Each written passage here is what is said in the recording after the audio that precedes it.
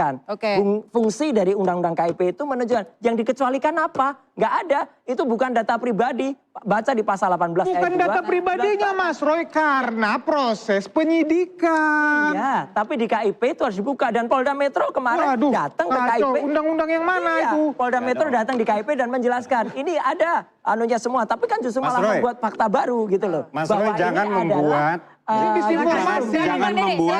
Jangan membuat masyarakat itu terkecoh. Enggak kok terkecoh. Seolah-olah KIP itu alat penegak hukum. Memang bukan, itu administratif. KIP itu adalah Komisi Informasi Publik. Saya yang buat undang-undangnya, yang menjadi bagian dari pemerintah itu sendiri. Tahu, saya yang menyusun undang-undangnya. Saya yang menyusun naskah akademiknya.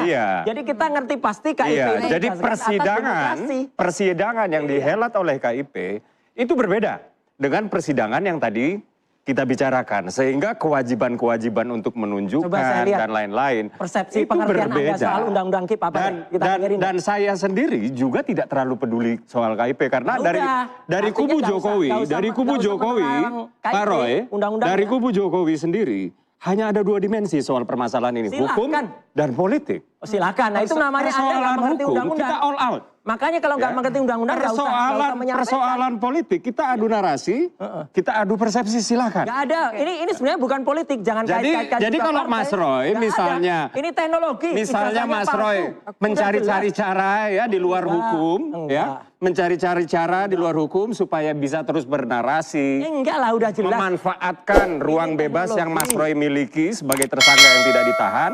Silahkan, tapi kami nggak akan termakan. Ya silahkan, kami tidak akan termakan. Silahkan.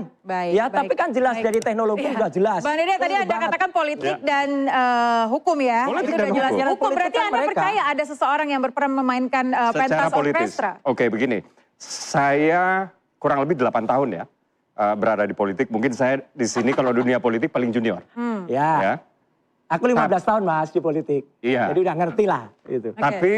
Tapi begini.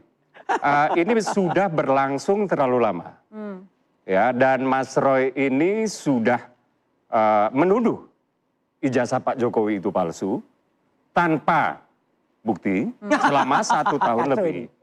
Dan selama 1 tahun lebih itu, ya pasti kan ada bahan bakar yang dipakai sebagai energi untuk Mas Roy terus-terusan nih nge-push